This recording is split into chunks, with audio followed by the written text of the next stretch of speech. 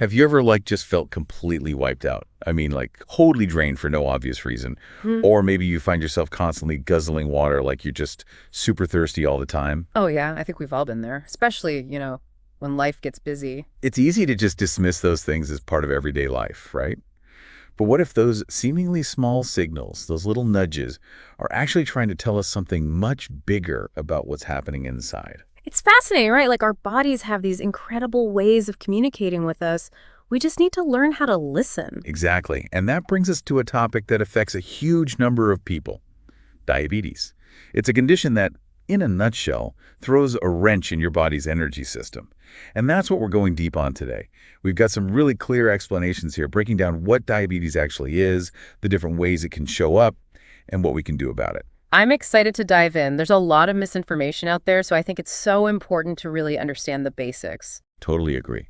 So let's get right to it. What's actually going on in the body when someone has diabetes? So, at its core, diabetes is all about how your body handles glucose, which is basically sugar. It's the fuel that keeps our bodies running. Right, like the energy from the food we eat. Yeah, exactly.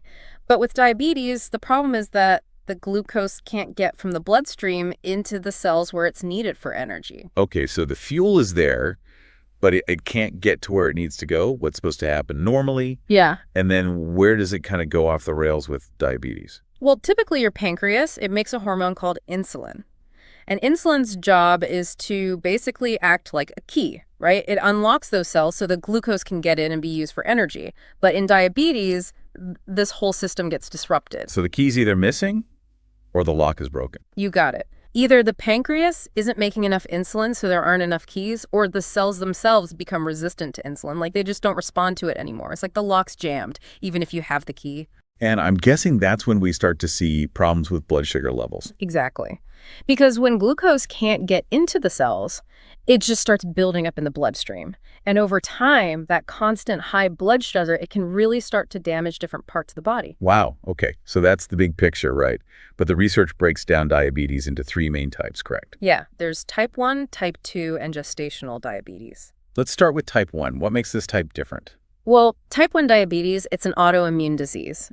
And what happens is your immune system, which usually protects you from things like viruses, it actually starts attacking the cells in your pancreas that make insulin. So your own body is attacking itself. Unfortunately, yeah. It's kind of wild, right? And the result is that your body makes little to no insulin. And since insulin is essential for getting glucose into cells, people with type 1 absolutely need insulin therapy to manage their condition. So this is where insulin injections or pumps come in. Exactly. They provide the insulin that the body isn't making anymore. And do you know what's particularly interesting about type 1? What's that? It's often diagnosed in kids and teens, although it can develop at any age, really. And the thing is, the exact cause is still a bit of a mystery. It's not like there's a single thing that triggers it. Right, but it seems to be a combo of genetics and maybe some environmental factors. Like some research points to viral infections as a possible trigger in folks who are already genetically predisposed. So for someone with type 1, what are some signs to look out for? Well, some common symptoms include going to the bathroom a lot, being super thirsty, even if you're drinking tons of water, unexplained weight loss, feeling exhausted, and blurry vision. So if someone's experiencing any of these things, it's definitely a sign to see a doctor. Absolutely. Yeah. Early diagnosis and management are crucial for type 1. And it's important to remember that it's not preventable right now. And it does require lifelong management with things like insulin therapy, monitoring your blood sugar, and making healthy lifestyle choices. Okay. That's a really helpful overview of type 1. Let's move on to type 2 diabetes. This is the most common type, right? You got it. It's way more common than type 1. And with type 2, there are usually a couple of things at play. Either the pancreas isn't producing enough insulin, or, and this is more common, the body's cells become resistant to insulin. So even if there's insulin around, it's not doing its job properly. Yeah, it's like the cells just aren't listening to the insulin signal anymore. It's like they've become desensitized to it. So what causes this resistance to insulin in the first place?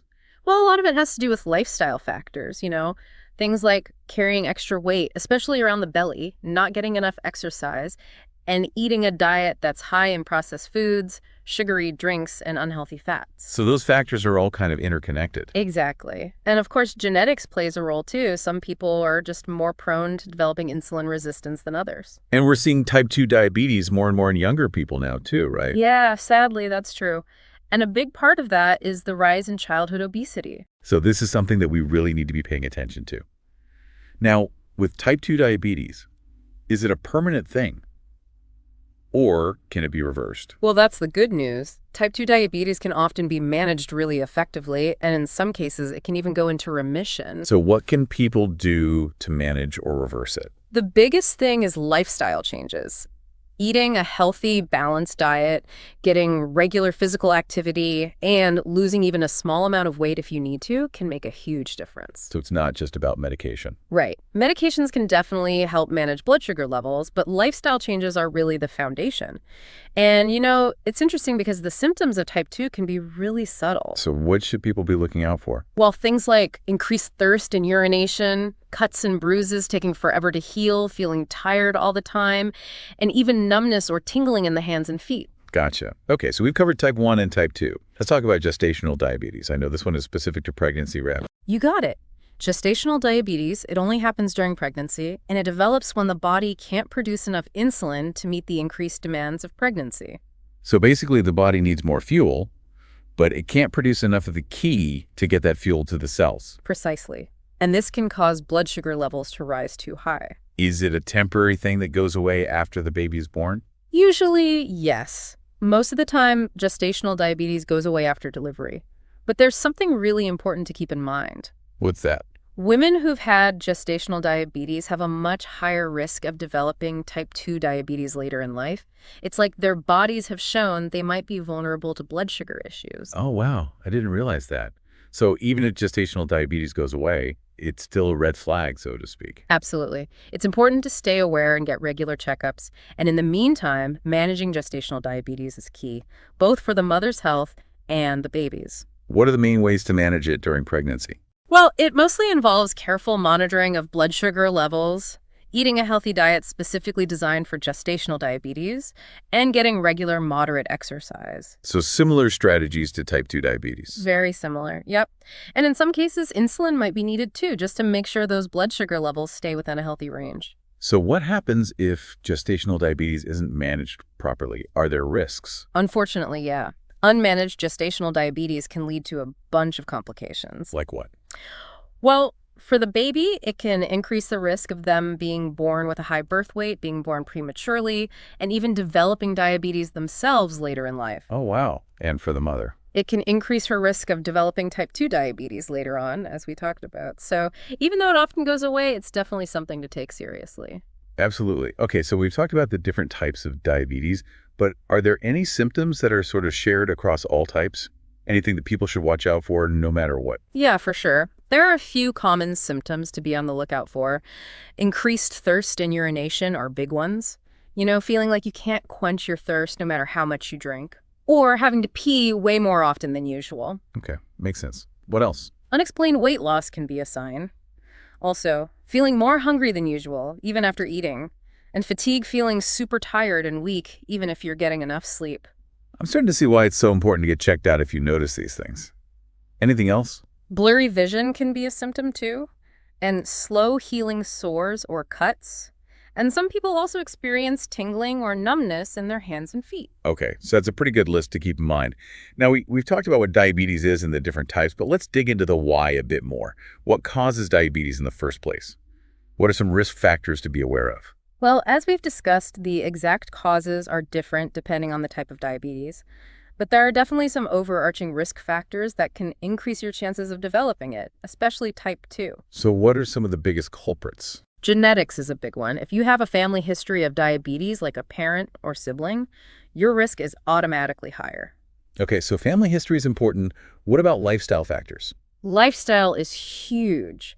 Things like being overweight or obese, especially if you carry a lot of weight around your middle, that significantly increases your risk. What about exercise? Yeah, not getting enough physical activity is another big risk factor. A sedentary lifestyle can really mess with your body's ability to use insulin properly. So those two factors kind of go hand in hand, right? Less activity often leads to weight gain.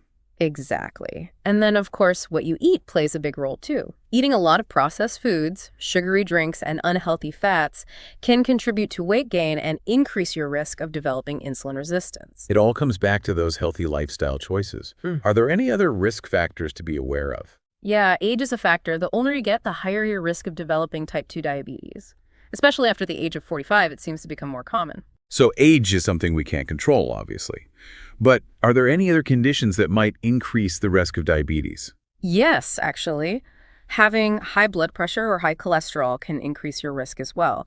And for women specifically, having PCOS, polycystic ovary syndrome, is linked to a higher risk of developing type 2 diabetes. So it sounds like there's a mix of things we can and can't control, but lifestyle choices definitely play a big role. Now, you've mentioned a few times that if diabetes isn't managed properly, it can lead to some serious health complications. Can you tell us more about what those might be? Sure. So while diabetes can be managed effectively for many people, if it's left untreated or poorly managed, it can increase the risk of developing some pretty serious health problems over time. Like what, for example? One of the biggest concerns is heart disease. People with diabetes have a much higher risk of having a heart attack, stroke, or developing high blood pressure. And that's because of damage to blood vessels, right? Exactly. High blood sugar can damage the blood vessels over time, making them more likely to become narrow or blocked. And this can obviously affect blood flow to the heart and brain. Right, which makes sense why heart disease is such a big concern. What about other complications? Another major one is kidney damage. This is called diabetic nephropathy.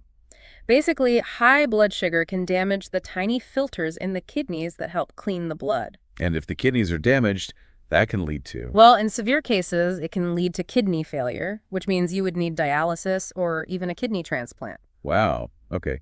I can see why managing diabetes is so crucial. Are there other common complications? Yeah, there are a few more to be aware of. Nerve damage, also known as diabetic neuropathy, is a big one. I've heard of that. What exactly is nerve damage? Basically, high blood sugar can damage nerves all over the body, but it often affects the nerves in the hands and feet the most. And what kinds of problems does that cause? Well, it can cause pain, numbness, tingling, or a loss of feeling in the affected areas. And this can actually be quite dangerous because if you can't feel your feet properly, you might not notice if you get a cut or sore. Oh, right. And that could easily lead to an infection. Exactly. And in some severe cases, people with diabetes might even need to have a foot or toe amputated because of complications from nerve damage and poor circulation. That's a really serious consequence. Are there any other complications that we haven't talked about yet? Yeah, diabetes can also affect your eyes.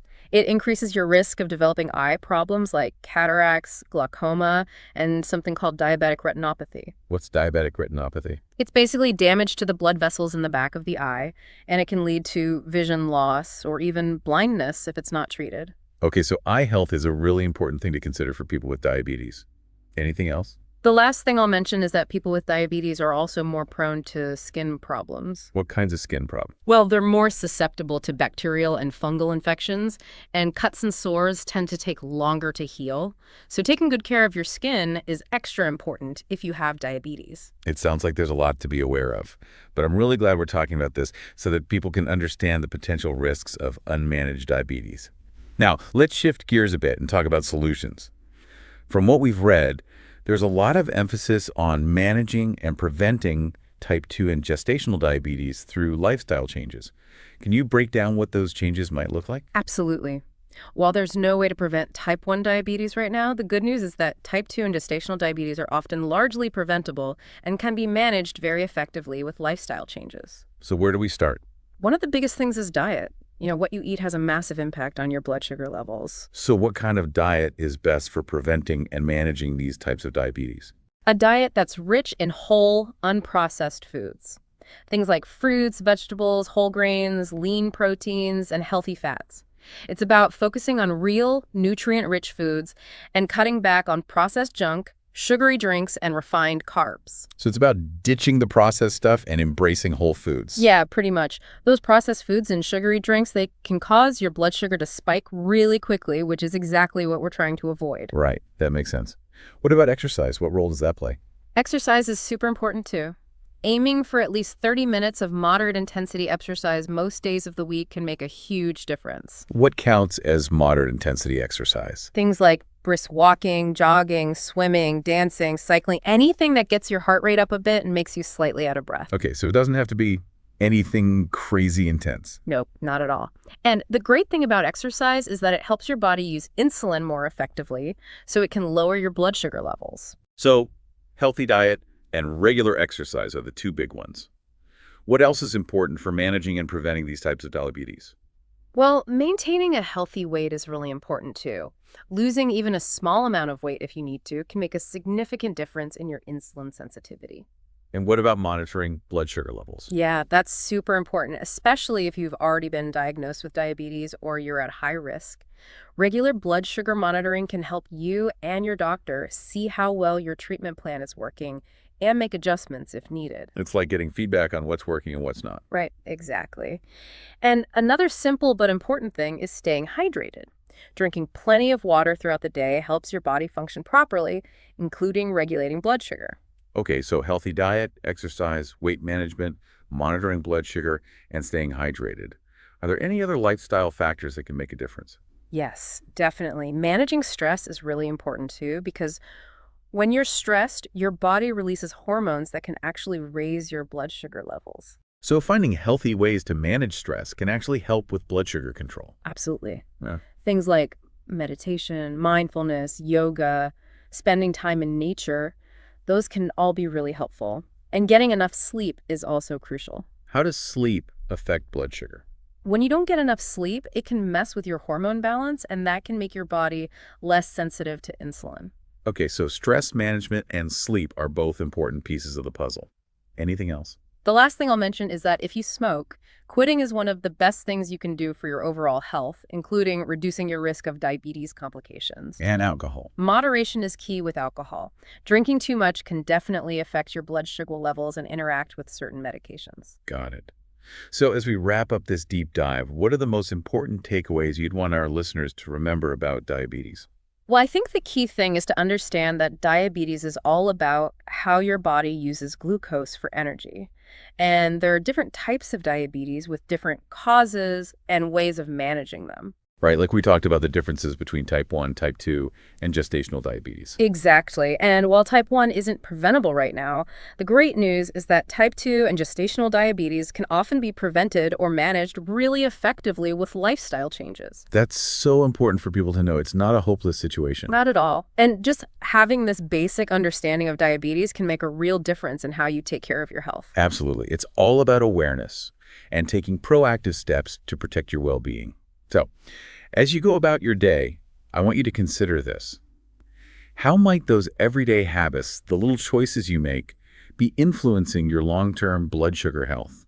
And what's one small, informed change, inspired by what we've discussed today, that you could make to support your health and well-being? Think about those risk factors we talked about. Which ones might be relevant to your life? That's a really great place to start.